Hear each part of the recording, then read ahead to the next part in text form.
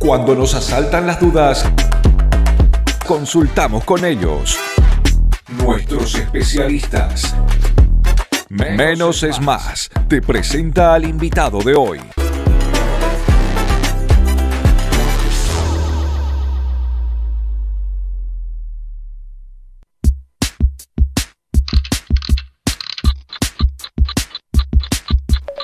Dicen que el tiempo y 7 de la tarde, 40 minutos, y bueno, estamos con el especialista en psicología, como decía el copete de presentación. Wilson, bienvenido. Buenas noches, buenas tardecitas, noches, gracias por la invitación nuevamente, un gusto estar con ustedes. Gracias a vos por hacerte un tiempo y poder venir a conversar con nosotros. La verdad que es un placer, nos sentimos muy a gusto conversando con vos, con temas que de alguna manera nos atraviesan y nos comprometen. Y qué difícil, ¿no?, pensar una temática. A veces se nos ocurren muchas cosas, después nos cuesta elegir. Y un poco por ahí lo que uno está percibiendo, hablábamos con Claudio, con Carlos también, de que uno por ahí en los ambientes de trabajo, en la escuela, en la familia, no sé si tiene que ver con la realidad política, social, ¿no? De hecho, estábamos hablando un poco de estas cuestiones que pasan y que sí o sí uno no puede mantenerse al margen, ¿no? Y afecta la vida cotidiana, ¿no? Y como que parece que te inunda un pensamiento o apático o negativo y qué feo, ¿no? Porque eso repercute en las actividades que uno hace, ¿no? ¿Cómo hacemos para lidiar con la apatía, Wilson? Bien, sí, la verdad que todos estamos expuestos a estas situaciones y son difíciles de cambiar porque no tenemos la capacidad de cambiarlas.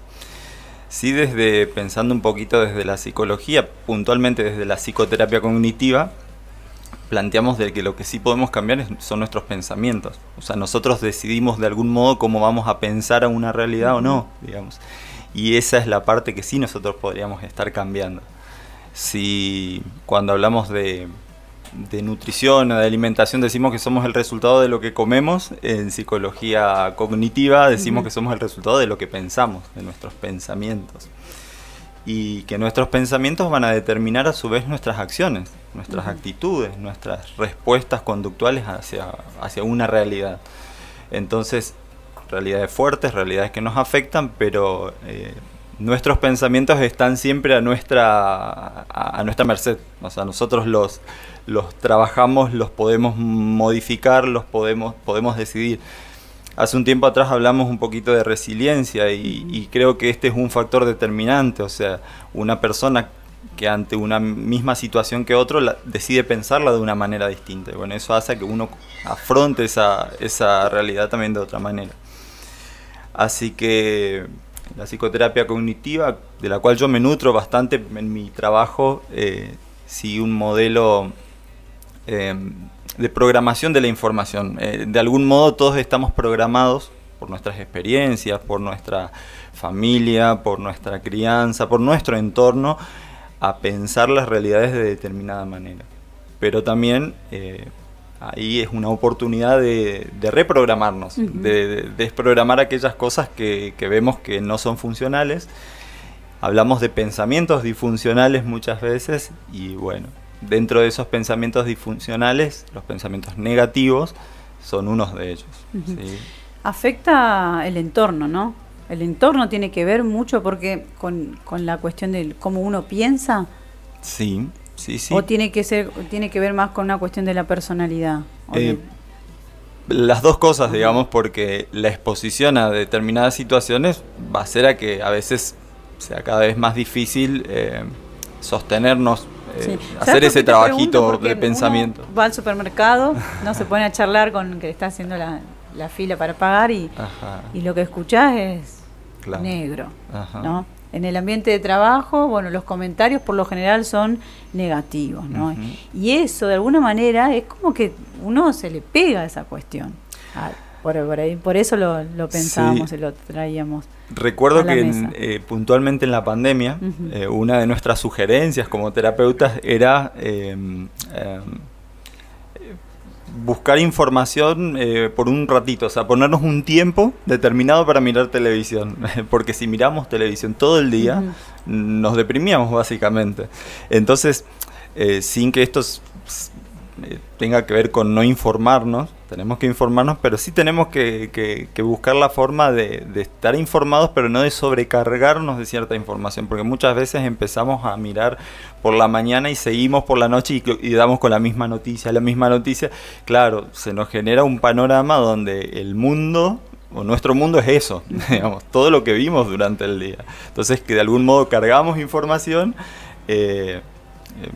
muy sí, pesimista o negativa, a veces realista, digamos, pero entendamos de que tenemos que equilibrar, así como una dieta, ya que hoy hablábamos de los alimentos, así como tenemos que equilibrar una dieta, también tenemos que equilibrar la información, ¿sí?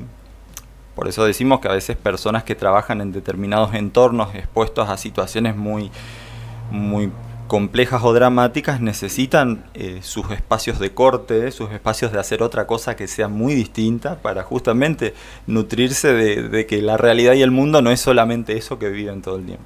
Pensemos a alguien que trabaja en emergencias, que todo el tiempo está viendo esas situaciones. Bueno, necesita salirse de ahí, apagar el teléfono y hacer otra cosa. Pensemos en el antagonista, digamos, de esta cuestión. O sea, una persona que es optimista ante una situación X delicada, ¿siempre va a ser optimista? O pues yo pienso en este sentido, que me puede pegar el pesimismo por un rato ante una situación, por un tiempo, porque quizás me toca atravesar un duelo y obviamente optimista va a costar estar. O sea, ¿el que es optimista siempre, o le puede pegar también algo del pesimismo en algunas circunstancias? Sí, o sea, no existen así, o sea, personas que nunca puedan afectarse por alguna situación. Hoy hablamos un poquito de esto, si es características de personalidad. Sí, en algunos sí es una característica determinada de personalidad, pero después convengamos que todos estamos expuestos a días en los que tenemos pensamientos negativos, digamos. Y el optimista por ahí no se trata de que sea una persona que niegue la realidad, sino que justamente que sea realista. Entonces, o sea, el optimismo tampoco es decir no pasa nada, está todo bien, es todo fantástico, sino que ahí estaríamos incurriendo en una negación y que también es una distorsión del pensamiento. Como una apatía ya. Sí, estar apático, estar ajeno a lo que me pasa en el entorno, a lo que pasa alrededor. Por eso decimos que si hay una experiencia frecuente en el consultorio es que las personas piden perdón por llorar, y yo les digo que si tengo una cajita de pañuelos, claro, es porque está ahí por algo. Está para que llore. ¿Cómo nos limitamos muchas veces con el llanto de decir no llores, está todo bien? Y a veces necesitamos hacerlo porque es parte de expresar algo que nos pone mal y nos pone triste. Es una cuestión fisiológica llorar. Totalmente. Entonces ser tan optimista que yo a veces no me ponga mal por las cosas, no me dé el permiso, también es una distorsión del pensamiento. Después está el optimista, ¿no? Que está todo el tiempo optimista. Viste que todos tenemos a esa persona al lado que está como que no quiere que le cuentes nada negativo ni demás. Pero yo digo, pero tengo una persona muy cercana también que vos sos un poco crítico con algunas cuestiones, como que lo niega. Ajá. Pero yo siempre discutimos por esa cuestión. No es que soy pesimista ni estoy viendo todo negro, sino simplemente estoy tratando de ser realista, ¿viste? Claro, no sé si es el caso de esta persona que me hablas, pero muchas veces no quieren claro, que le cuente nada negativo, nada malo, parece. Hay cierta dificultad en afrontar los temas, digamos, difíciles, sí, dolorosos, complejos.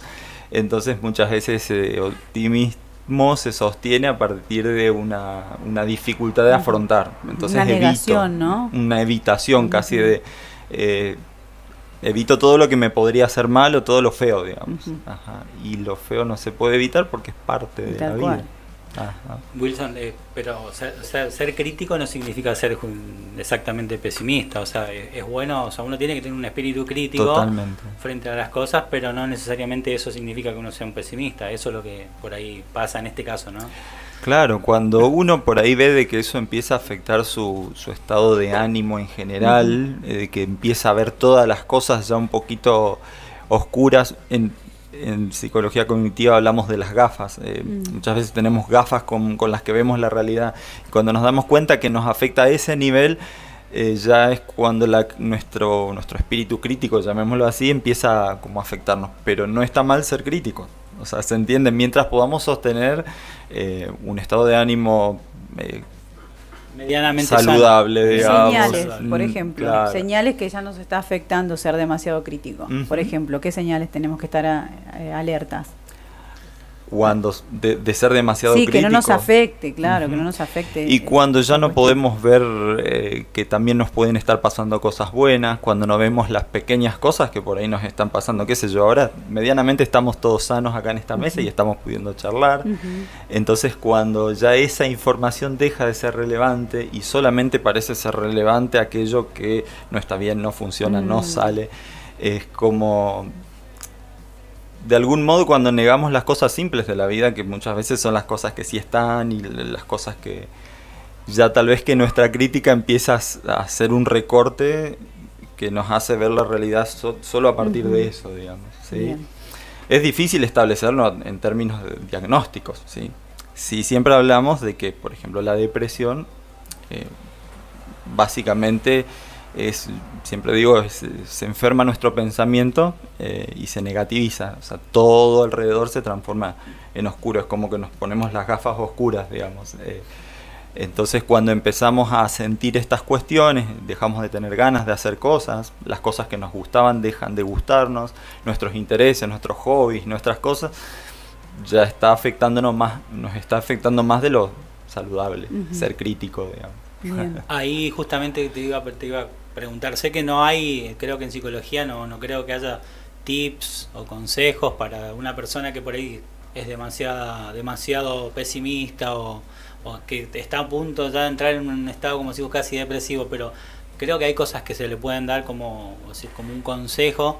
Acá tenemos por ahí a Carlos, que siempre nos trae la columna de literatura. Creo que pasa por ahí, ¿no? El arte, la música, siempre son cuestiones que un poco que elevan, ¿no? Eso que parece cuando frente a todo lo negro que vemos, ¿no? Creo que hay que ir por ahí, ¿no? Que nos conectan con otras cosas, otras realidades, además de esa realidad. Entonces existe esto, pero también tengo esto. Y a veces son puntos de fuga también, de escape.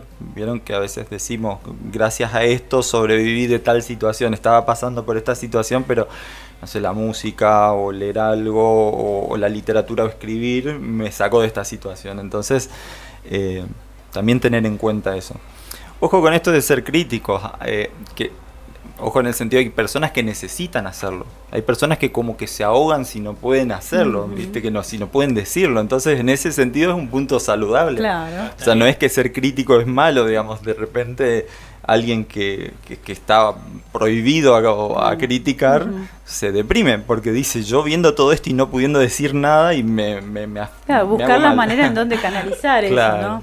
Vieron que un tiempo se veía mucho, creo que en Estados Unidos sobre todo, había como una terapia había lugares donde había cosas electrodomésticos viejos, autos, entonces le daban una masa, un hacha y entonces ahí iba la gente a romper todo, que eso era una manera también de hacer terapia, ¿no? De sacarse toda esa tal cual. Yo recuerdo una vez de haberle dicho a una persona, va que acá no tenemos muy lejos el campo, la chacra, el monte, digo, andate lejos y grita.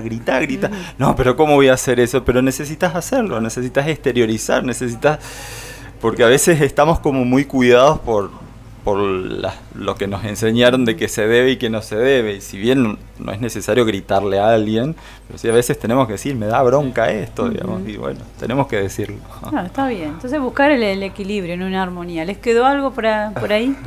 Pensaba en eso que decís, que bueno, mi trabajo tiene que ver con la palabra, ¿no? Cuando nos guardamos, cuando tenemos emociones atravesadas aquí dentro, sí o sí se manifiesta el cuerpo, muchas veces se enferma inclusive. Ahora la cuestión de la crítica, yo pienso, pero quizás una decisión personal. A mí las críticas no me llegan al oído, excepto de las personas que yo quiero. O sea, las personas que yo sí quiero, cuando vienen y me critican algo, me dicen algo, me es significativo, no en el sentido de deprimirme ni nada por el estilo, sino de usarlo y decir, bueno, evidentemente algo estoy haciendo mal. Ahora, si de una persona que yo ni conozco no tiene vínculo conmigo, pero puede hablar todo lo que quiere, no me va a afectar. Tal cual. Bueno, decías tu actitud ante la crítica y evidentemente es saludable, digamos. Hay algunos que no lo pueden hacer. Sí, ahí se torna complejo. Claro, ahí se torna Ahí tenemos complejo. otro tema para hablar Otro también. ¿Qué tema. hacemos con las opiniones de los demás, ¿no? Que también a muchos le puede afectar, a otros no. Sí, tal Así cual. que somos tan complejos los seres humanos, ¿no? Un La montón. verdad que, bueno, creo que súper claro lo que nos trajo para compartir Wilson. Así que encantados nosotros de poder tenerte, de poder compartir estas charlas. Y bueno, y ya estamos agendando un nuevo tema para otro programa, Wilson. Tal Un cual, placer. bueno, gracias por el espacio y por estar.